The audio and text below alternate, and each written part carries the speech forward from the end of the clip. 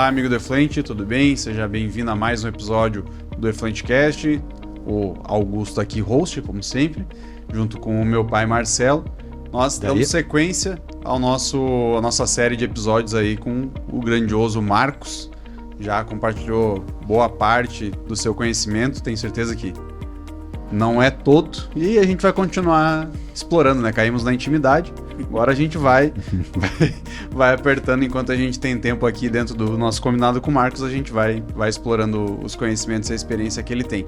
Então, nesse episódio a gente vai falar sobre o famoso PSA, Plano de Segurança de Água, né? Para que serve, onde é desenvolvido, para que é desenvolvido, como que faz. Se você quer fazer, já sabe que é só chamar o Marcos e pesquisar aí pela CETRI que ele te ajuda.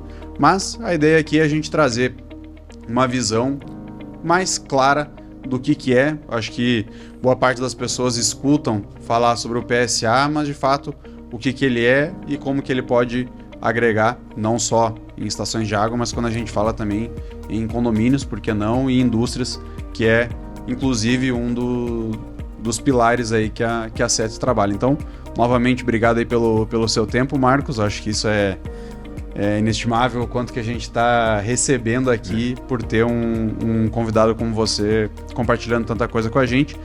E quem chegou nesse episódio, tem mais alguns antes aí para você conferir, para conhecer a história do Marcos. Então a gente não vai fazer toda aquela apresentação, tem muitos anos de história aqui do Marcos, então vou pedir que você pode começar direto no tema que nossos ouvintes já te conhecem dos outros episódios. Bom, mais uma vez, obrigado, e vamos falar do Plano de Segurança da Água, né? Vamos começar esclarecendo algumas coisas, porque existe muita dúvida no mercado, existem mais interpretações sobre o Plano de Segurança da Água, e existe muita gente utilizando o Plano de Segurança da Água para fazer prestação de serviços que não são o Plano de Segurança da Água, tá? Às vezes pode ser o gerenciamento da água, pode ser projeto de melhoria, mas não é o Plano de Segurança da Água. Então vamos começar do começo. O Plano de Segurança da Água foi desenvolvido pela Organização Mundial da Saúde. Para quem? Para a área de saneamento, água potável. Mas para quem? Para uma concessionária grande? Não. O objetivo principal era para pequenas comunidades que não tinham tratamento. Então, como garantir que aquela água chegaria de melhores condições? Isso foi um começo. Porque a Organização Mundial da Saúde, ela trabalha muito mais para áreas carentes do que para a Tesla. Ou seja, ela está trabalhando com outras coisas. Bom, só que aí eles perceberam que eles poderiam ajudar com esse conceito para todo mundo que faz tratamento de água de consumo humano, porque o Plano de Segurança da Água é para água de consumo humano, e fazer uma técnica baseada no porquê. Então, por que ela levou esse conceito para a área de saneamento? Ou seja, para as concessionárias, para as empresas que fazem, captam água, tratam, que pode ser de uma represa, pode ser de um rio, pode ser até a água do mar, né, para fazer dessalinização. Não importa qual é a fonte, né?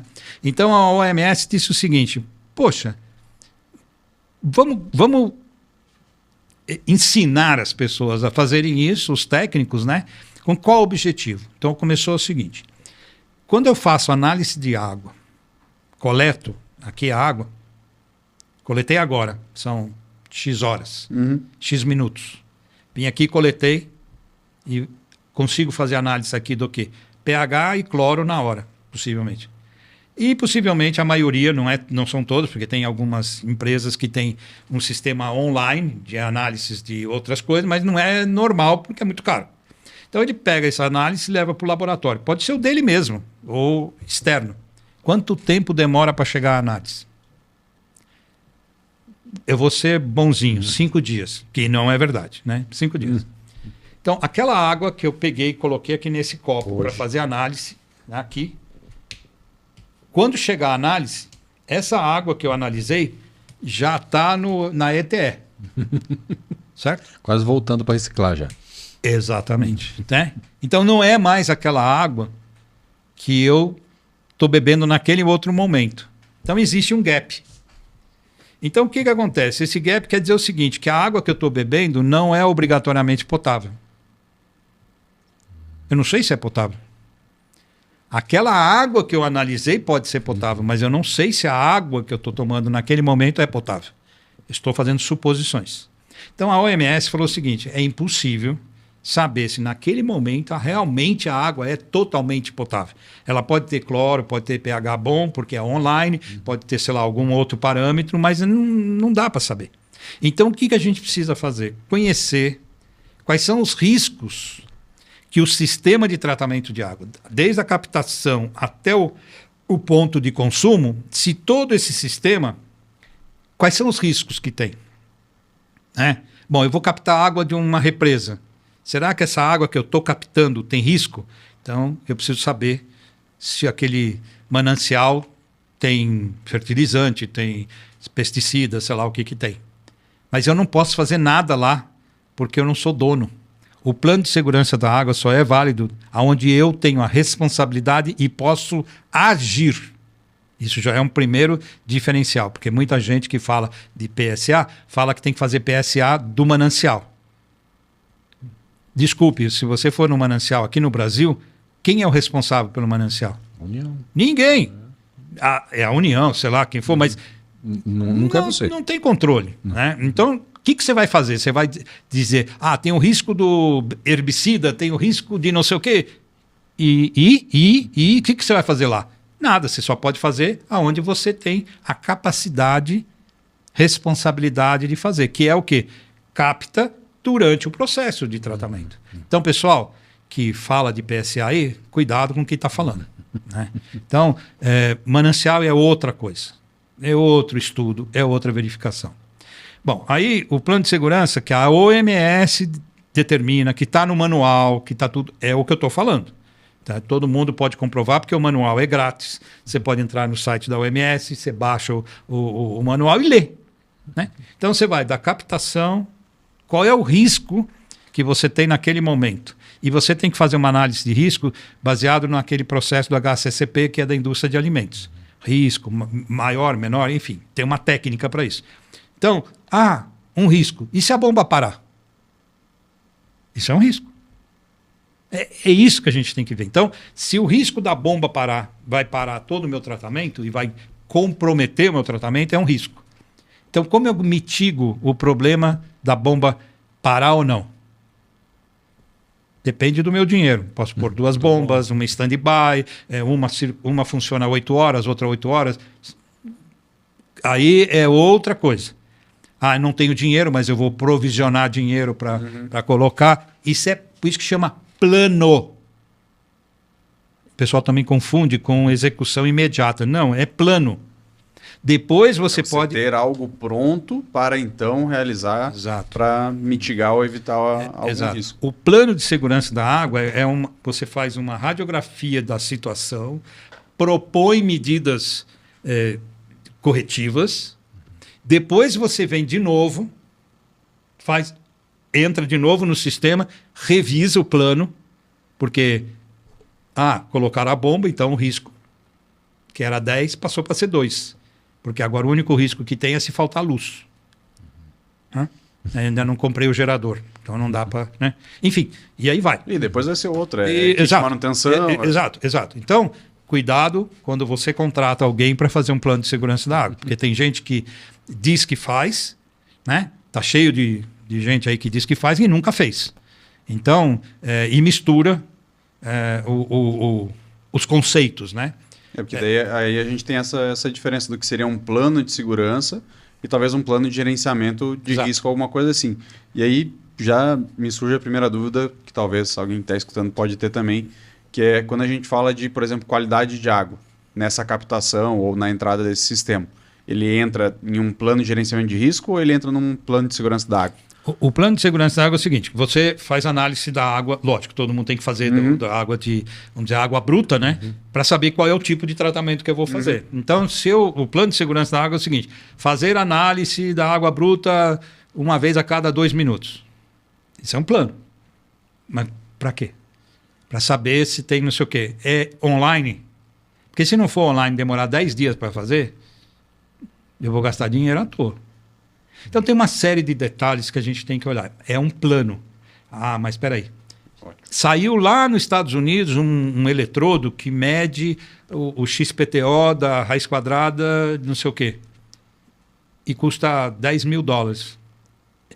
E se eu colocar isso, eu tenho resposta mais rápida. Vou colocar no plano.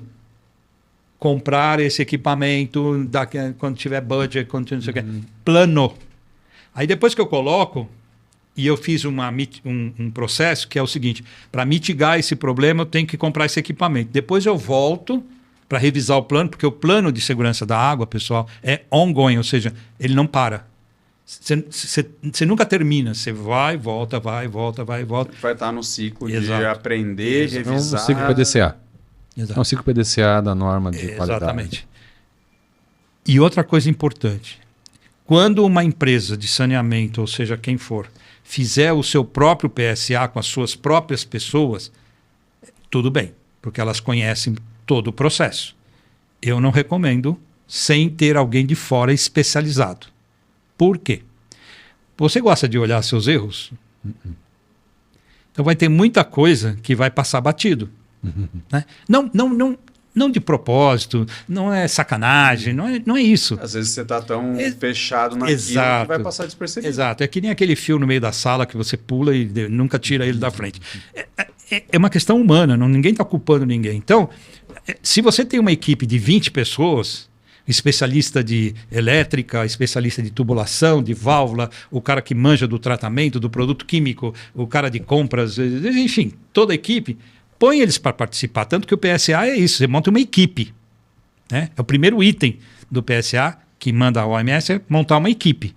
Né? Mas não é equipe de carpinteiro só, é misturado, pode colocar um carpinteiro. Às vezes é importante. E muitas vezes é fundamental. Muita gente faz PSA chamando o diretor, o presidente. Não, pessoal, é a gente da operação. É quem vai estar tomando é quem a decisão no entende, dia a dia. é gente que conhece, né? O oba-oba do negócio. Bom, mas eu sempre recomendo ter uma pessoa especialista, não um aventureiro, coordenando externo, porque ele tem uma visão diferenciada no sentido de ajudar, não é criticar, é ajudar a ver aquilo que você está lá todo dia, você manja pra caramba, né? Até você manja mais do que aquele observador, mas alguém pode dizer... O observador vai com coisas que você não Exatamente, exatamente. Então o observador pode até perguntar, mas vem cá, mas isso está certo? Aí o cara para, ou alguém para, ou o cara ou a cara, né? Não importa, e fala... Realmente eu não tinha pensado nisso. Eu vendo você falar, lembro muito da época das tecnologias limpas. Quando começou lá em 90 e alguma coisa, né? O Porto Alegre foi o primeiro centro. E aí eu lembro de um dos resultados do todo o trabalho de tecnologia limpa era esse. Tá, e tinha que era uma questão muito engraçada, que era a chapa que fazia o caminhão, né? E aí tinha uma dobra que era cortada dentro da empresa. E aí olha como é que na época a empresa já era uma empresa top de linha, né? E ela então pegava aquela triângulo lá e reciclava. Nossa, mas eu ganho 20 centavos, então eu sou fantástico e tal. Daí o cara da tecnologia falou, não, mas peraí, tu tá comprando essa chapa R$1. Então tu tá perdendo 80 centavos. E aí o cara falou assim, tá, mas e por que essa chapa, eu construí, mas por que essa chapa não vem cortada? O cara assim, eu não sei, vocês já perguntaram o fabricante? Nunca perguntaram, ligaram, aí o fabricante, mas por que vocês não já mandaram a chapa cortada? Nunca nos pediram. É mais ou menos isso. Então, mais ou menos isso. Então, aí o que você faz? Você faz uma avaliação de risco em cada parte do processo. Captação, desinfecção primária, não importa. Não importa o sistema, se é grande, médio, pequeno. E você vai acompanhando o processo. Né? Na concessionária, você também tem que olhar o sistema de distribuição externo da estação, até chegar no consumidor. Então, por exemplo, às vezes não dá para você olhar toda a rede, mas você tem uma ideia. Mostrar, né? Você conversa com os especialistas para saber, primeiro, quanto tempo a existência da rede, qual é o material, se está tendo muito vazamento, né? Se o reservatório... Aí sim, o reservatório dá para você ir, dá para você olhar, dá para você... você limpa aqui? Quando que limpa? E quando limpa, o que acontece? E quando você limpa, depois você abre, voa a sujeira para todo mundo, o ar, enfim, você pergunta uma série de coisas para você tentar mitigar os problemas, né? E isso vai até, vamos dizer assim, a entrada que a concessionária é responsável. Depois daí, ela não é mais responsável. Então, a gente faz avaliação de risco físico, químico e microbiológico. É a mesma ideia da indústria de alimentos olhando para o PPCC. Não muda nada. Não muda nada. Só muda o ambiente. A técnica é a mesma. Ninguém inventou técnica nova. A OMS não inventou a técnica nova. Só adaptou de algo que já faz muito sentido para a indústria de alimentos há muito tempo. Exato. Aí tem ponto crítico de controle também, os PCCs, a mesma coisa. Exatamente a mesma coisa. Né? Inclusive, quanto mais especialista você é, né? E se você não é, o pessoal da operação, a maioria é. Porque muitas vezes a gente nega que o pessoal da operação seja especialista, mas eles são bons, porque eles estão levando aquele negócio nas costas, né? Então você não pode desrespeitar o pessoal da operação e saber. Às vezes você pode dar uma dica, né? E que ele não perceba que seja um risco. Então o que a OMS falou? Se eu melhorar o sistema, eu identifiquei 200 riscos. Falta de luz, muitas vezes é isso, hein? Não é um negócio astronômico. Enchente. Quantas estações param de funcionar porque teve enchente? Quantas pararam agora nas chuvas do Rio Grande do Sul? Porque não tinha condição. Ninguém nem tinha analisado o risco. Porque se tivesse, não dá para mudar a estação do lugar. Mas eu posso ter 4 bombas flutuantes ou algo do tipo. Que a Sabesp teve que mandar lá para o sul, né?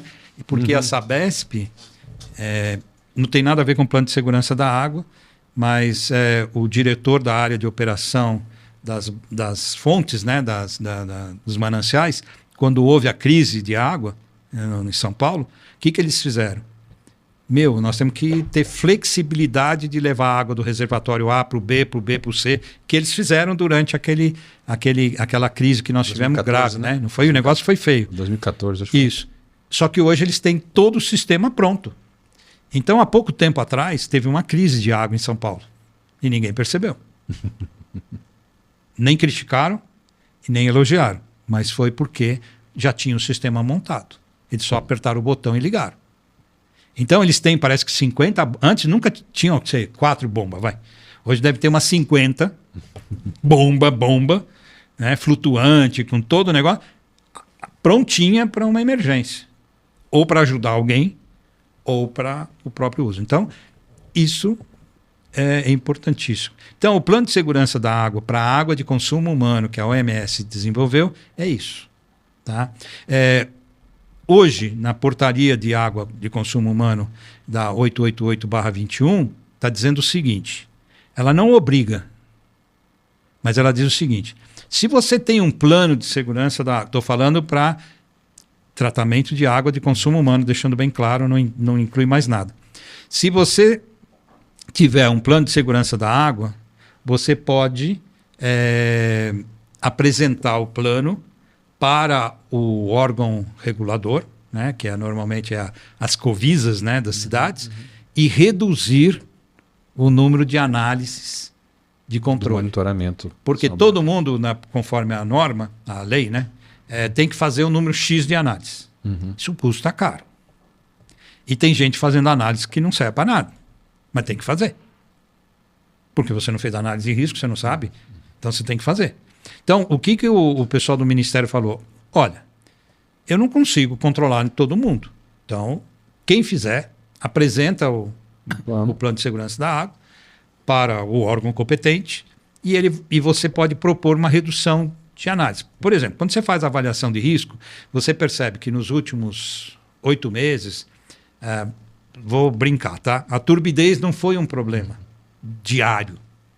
Só na época de chuva, vamos dizer assim. Para que eu vou ficar fazendo 25 análises de turbidez todo dia? Se o plano de segurança da água comprovou que, estatisticamente, conforme tudo, só tem que medir turbidez todo dia quando tem, sei lá, tempestade lá, sei lá. Então por que eu vou ficar gastando dinheiro à toa? Então, a legislação permite isso. Então, o investimento que você vai fazer, fazendo o seu plano de segurança da água, lembrando, com a supervisão de alguém de fora, porque se você fizer de dentro para dentro, a própria agência reguladora pode ser... Não aceito. Não aceito porque vocês fizerem causa própria. Isso, né? Não estou dizendo que todo mundo faz coisa errada, mas é para evitar que isso que aconteça isso. Então, alguém que diga, não, eu supervisionei. Como também tem outra situação, que alguém faz o plano, usando só equipe interna, e chama alguém especializado para fazer uma auditoria no plano de segurança da água. A gente faz isso. A CETRI, para a área de saneamento, eu não faço o plano de segurança da água. Para nenhuma companhia. Em nenhuma empresa de saneamento eu faço. Não que eu não queira, mas a gente não faz. A gente faz auditoria. Então, se ele tem um plano de segurança da água, ele me apresenta, eu estudo, vou em loco e checo se tudo que foi feito está de acordo com a situação.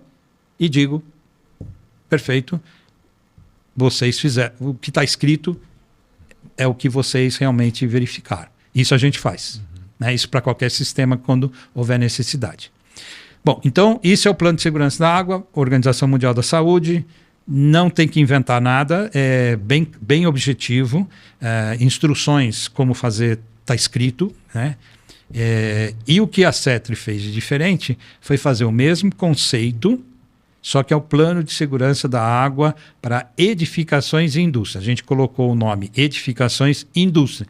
Por quê? Porque a gente incluiu os riscos potável, seguindo exatamente o que a OMS falou.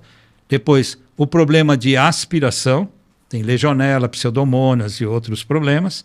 Contato, e se tem a utilização de água como matéria-prima ou para... Então, o nosso é um plano de segurança da água mais completo. Tá? Ou seja, pega várias situações. E a gente desenvolveu uma metodologia, que é o HCCP, que é igual, para não mudar nada, só que a gente tem um sistema de banco de dados de problemas. Esse que é o grande diferencial da CETRI. Então, desde 2008, a gente vem coletando todos os problemas que a gente viu dentro de um edifício e dentro de uma indústria, de todo tipo, edifício de tudo que é tipo. Sei lá, um edifício tinha uma tubulação amarela, só estou brincando, tá? Uma amarela, depois tinha uma azul, depois tinha uma vermelha. Bom, a amarela pega fogo, sei lá. E a gente foi guardando isso no banco de dados.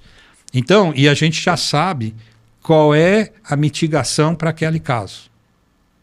Tá? Por exemplo, tem um problema X. Uma resposta muito mais rápida, com base na experiência já. Exato. Então a gente tem esse banco de dados, é um desenvolvimento um desenvolvimento muito legal que o Fernando, que trabalha comigo, que desenvolveu toda a metodologia, né?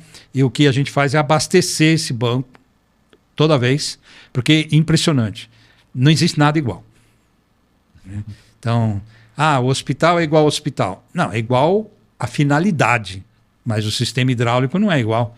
Porque a construção pode ser nova, pode ser uma antiga que foi alterada para... Não existe hospital, raro hospital que foi feito um prédio e ficou só num prédio. Mesmo, Ele sempre cresce, né? Então tem alguns que são prédios que você olha, parece hospital, né? Parece hotel 10 estrelas, né? Mas esqueceram de fazer um sistema hidráulico bom, esqueceram de colocar o sistema de resfriamento ou a torre de resfriamento no lugar adequado, esqueceram de... resolveram querer brincar com sustentabilidade, então começa a reciclar água para um uso inadequado, sem um sistema adequado, simplesmente falar, pega a água aí, vamos... Sim, então, às vezes, normalmente essa supervisão de fora, para que tenha essa validação técnica, de um olhar técnico, sem os vícios... que pode ter dentro do lugar. Exato. Então, esse é o plano de segurança da água para edificação e indústria, onde a gente, se alguém fala assim, poxa, mas isso é obrigado? É o que eu sempre falo, né? Tá cheio de coisa que a gente faz e não é obrigado. A gente faz por quê? Por economia, a gente faz por questões éticas, a gente faz por questões de crença, né? Responsabilidade social. É obrigado ir na igreja? Não, é uma questão sua, com a sua religião, que você aceita, que você vai, pronto, e está feliz, né? Então, eu acho que cuidar da saúde das pessoas não precisa ter lei, né? Eu acho um absurdo ter que ter lei para tudo. Então, nós vamos reciclar água, não precisa ter lei para isso, precisa ter lei técnica para saber parâmetros, tá tudo bem. Você tem uma diretriz, algo que... Mas não se é obrigado ou não. Cara, se eu não reciclar a água, né, que é o trabalho de vocês, Como é que eu vou viver daqui a 5, 10 anos? Ah, não, mas é um gasto muito alto para fazer isso. Não, você vai ter o retorno sobre o seu investimento de várias maneiras. Uma para você, outra para o seu empreendimento, para o planeta, para os seus filhos, para o futuro, né? Uma série de coisas. Então, a gente consegue calcular assim. Né? É a mesma coisa o que a gente faz. O plano de segurança da água para edificações de indústrias é um investimento, não é gasto, é um investimento para melhorar as condições de saúde pública. Não só da população, porque também tem muita gente que é afetado, mas também dos seus colaboradores, de você mesmo, de você que toma a decisão, né? Você que é o CEO da empresa, que você que é o diretor, ou que você que é o gerente, ou departamento de compras, não importa, né? Você também está sendo influenciado com isso. A sua vida, a sua saúde está em jogo também. E não é só com a água, né? Porque a gente tem duas coisas importantes. Água e a qualidade do ar que a gente respira, né? Então, por exemplo, você está num ambiente fechado, com ar-condicionado, o que você está fazendo? Só que do ar-condicionado, fizeram uma lei. É obrigado. Né? Então, agora você tem que ter um plano de manutenção, tal, né? Tem que fazer análise do ar, tem que fazer tudo isso. Mas no ar, conseguiram fazer uma lei. Precisava? Pois é. Precisa porque ninguém faz. Né? A principal motivação hoje é tu ter a legislação para tomar algum tipo de ação. Nos Estados Unidos, eu vou falar dos Estados Unidos de uma questão, não tem essa lei, não tem nada disso. Só tem a Constituição, né? Por que os caras fazem gerenciamento da água, cuidam da legionela, cuidam do ar e tudo isso? Ninguém está obrigando. Porque se alguém ficar doente, a conta vai custar caro. E não tem ninguém fiscalizando. Aqui no Brasil todo mundo fala, o fiscal não veio aqui, eu não vou fazer nada. Você acha que o país tem condição de ter fiscal para tudo? Não. Nem devia ter fiscal, né? Se a gente for falar friamente. Mas tudo bem, vai, que tem alguns, né? Mas, ficar fiscal, saber se... É que nem condomínio, água. O síndico tem que cuidar da água que é distribuída num prédio. Se todo mundo está pensando que a água é boa e tem síndico que chama alguém para lavar a caixa d'água, porque é obrigado, né? De cada 6 meses, né? E a caixa d'água é na garagem, né? Porque os arquitetos são do caramba, né? Ela é na garagem, não tem proteção. O rapaz da limpeza limpa a garagem, cheia de óleo. Aonde ele joga a água? Dentro da caixa d'água, porque não tem ralo. Eu já vi isso em prédio certificado LEED, top de sustentabilidade, porque ninguém vai olhar lá a caixa d'água, né? Porque, né? Dependendo da caixa d'água é espaço confinado ainda e tem mais outro problema. Exatamente. Então, é isso aí, pessoal. Sobre o plano de segurança da água, nós temos a parte do saneamento, das empresas concessionárias ou quem tenha um poço, alguma coisa, e o plano de segurança da água de edificação e indústria, que é um desenvolvimento exclusivo, né, da CETRI. O plano de segurança da água para água de saneamento está aí para os especialistas fazerem. Mas tomem cuidado com as pessoas que vocês chamam para fazer, porque tem gente que não entende o que é um plano de segurança da água e fica falando bobagem. Né? Então, o que eu falei aqui, qualquer um das pessoas que estão nos assistindo pode conferir no manual da OMS, está escrito lá exatamente o que eu falei. Da captação ao ponto de consumo. O manancial, não existe plano de segurança da água no manancial. Me desculpe, porque você não tem ingerência sobre isso. Você só pode fazer um plano onde você tem ingerência e você é responsável. Porque não adianta nada, né? Se a empresa tem o reservatório dela, ela tem total responsabilidade, total poder de fazer alguma coisa lá dentro, caso seja necessário. E normalmente ela faz porque ela vai consumir a água dela mesma. Então, ela já está cuidando daquele reservatório. Não precisa nem falar para ela que é obrigado ou não, porque ela já cuida. Porque se ela não cuidar, ela vai... O impacto vai ser depois no processo. Vai ser nela mesma, né? Então, por isso que... O cuidado que você fala ali, que eu acho que é importante de trazer, é que quando muitas vezes você vai para um especialista, onde que ele não tem conhecimento, ele não tem conhecimento específico. Ele pode ter um conhecimento geral e amplo, mas se ele não tem um conhecimento específico, e isso serve para uma norma ISO, 9 mil, 14 mil, a que você for. Né? A tua especialidade, o teu conhecimento de causa é que faz essa diferença crítica de tu olhar e dizer, não, realmente aqui tem um risco, tu não está deixando passar um risco, mas não por um plano geral ou generalista, mas por um plano que atende àquela realidade baseada em conhecimento específico. Sabe? Eu acho que essa é que faz a diferença entre alguém que vai fazer um plano que vai te servir de fato, ou ele vai fazer um plano, como eu já vi muitos, não de segurança d'água, mas outros planos similares, um plano de gerenciamento de resíduos sólidos, e outros tantos que a gente pode falar aqui, que ele é feito para, precisa, puf, gaveta. Né? Eu não estou usando aquilo para nada. Aquilo realmente, então assim, realmente eu investi e joguei um dinheiro fora. Né? Seja um plano de segurança da água, seja qualquer outra coisa que eu vá fazer nesse mesmo sentido. Né? Exatamente. O mais importante é que as pessoas não confundam o plano de segurança da água com outras ações que muitas empresas já têm. Então, por exemplo, eu já vi vários planos de segurança da água sendo apresentados em congresso que não é o plano de segurança da água. É o plano de gerenciamento da água. Então tem lá os KPIs, tem tudo isso. Então, tudo bem. É um documento importante, importantíssimo. Quando eu faço o plano de segurança da água e vejo que tem isso, o risco diminui. Porque você tem um controle. Eles se complementam, né? Exato. Só um não é o outro. Exatamente. Então tem gente vendendo gerenciamento como o plano. Não é a mesma coisa. É plano de segurança da água baseado nos critérios da OMS que busca onde tem risco. E eu mitigo o risco. Quanto mais eu mitigo, mais eu garanto a qualidade da água. Sem necessitar de ficar dependendo da análise de água. Toda hora. Esse é o objetivo. Okay? Agora tenho só para terminar, para deixar um negocinho.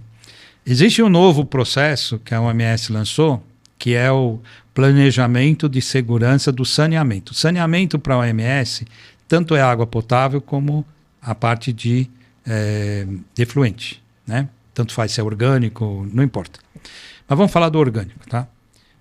Eu também não gosto de falar esgoto. Né? Detesto essa palavra. Então, existe um PSS. Em vez de ser um PSA, é um PSS. Já está publicado, já tem vários casos. É o que você faz com o efluente orgânico. Porque você pode pegar, jogar fora, tratar e fazer a mesma coisa com o que você faz com água potável. Fazer uma avaliação de risco. Tá? Interessante. Então, eu recomendo, vocês que estão nessa área, chama-se PSS, é o futuro, porque a OMS falou o seguinte, a hora que eu tiver o PSA e o PSS, fechei o circuito. Tá? Baita dica. Tá? E uma coisa importante, vocês têm ideia o problema da ureia para fertilizante? É grande, né? Uhum. Quem que tem as maiores reservas de ureia no mundo? China e Rússia. Você acha que eles vão deixar os Estados Unidos comer? Daqui a 10 anos eles não vão vender mais ureia para ninguém. Então, pensando nisso, a Organização Mundial da Saúde, junto com a FAO, de alimentos, tem que se preocupar com o que vai acontecer com a população daqui a 20, 30, 50 anos, certo? Uhum. Ureia vai ser um problema. Não vai faltar. E se faltar ureia, o nosso solo precisa de ajuda, também precisa de vitamina, como a gente, né? Então, existe um estudo que já está em andamento em vários países, principalmente da África, para dar emprego para as pessoas, é você pegar a ureia da urina dos sanitários masculinos, que é o que dá para separar.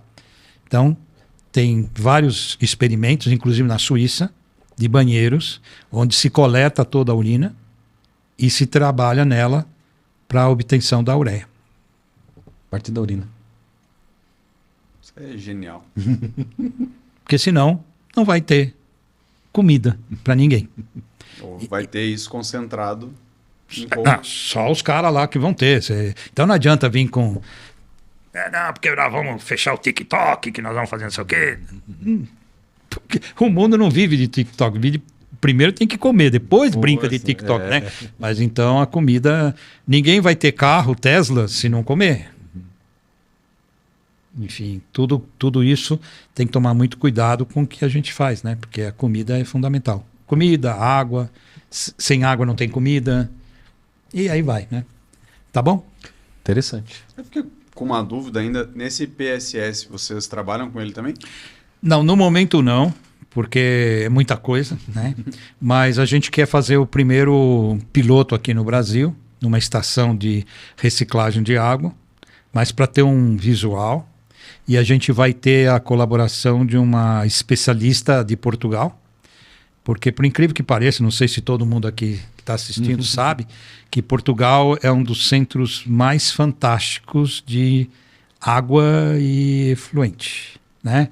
Não é os Estados Unidos, não é a Alemanha, é Portugal. Se quem cuida disso, perguntar em Portugal. Por exemplo, qual um país que está muito adiantado no plano de segurança da água, não é o Brasil, é Portugal e o Uruguai. No Uruguai é lei. Então a OSE, que é a concessionária de Montevidéu, ela tem mais de 42 planos de segurança da água, que são 42 sistemas. Vamos para cá. E aqui no Brasil, um que eu adoro, e recomendo todo mundo que está interessado e quer saber como é um plano de segurança da água, para água, consumo humano, deixar bem claro, né? Entra no site da concessionária daqui de Campinas, na Sanasa, está lá no site, você tem a transparência tão grande que você olha o plano deles. É só baixar no site da Sanasa. Vai por mim, olha lá que isso sim é um plano. Tá? E o pessoal que fez o plano é conhecido nosso, são pessoas muito legais, são pessoas que entendem do negócio. A gente esteve junto com o Ministério da Saúde, com a Sanasa, com a Sabesp e com outros o ano passado no Uruguai, onde teve o congresso do Plano de Segurança da Água. E a gente foi lá, fez uma apresentação, o pessoal da Sanasa fez, o pessoal da faculdade lá de Santa Catarina fez, a Sabesp fez, ou seja, e a gente convidou, né, porque tem um grupo muito grande aqui do WhatsApp de plano de segurança da água, e a gente divulgou bastante, né? Pô, pessoal, vamos, já que tem esse movimento, vamos apresentar um trabalho, vamos lá. Não foi ninguém. Então, mas o congresso foi maravilhoso. Se entrar no Water Safety, que é porque era patrocinado pelo International Water Association, todos os trabalhos estão lá e vale a pena olhar para quem tiver interesse. E aí vai saber exatamente o que é um plano de segurança da água, por quem realmente sabe fazer, né? Então, mas eu recomendo a Sanasa, porque primeiro está em português, está bem fácil, acessível, fácil. E eu dou sempre os parabéns para a Sanasa aqui de Campinas, onde nós estamos hoje, né? No sentido de dizer que realmente esse é um plano de segurança da água. Tá bom? Legal. Bacana. Muito bacana. Muito bom.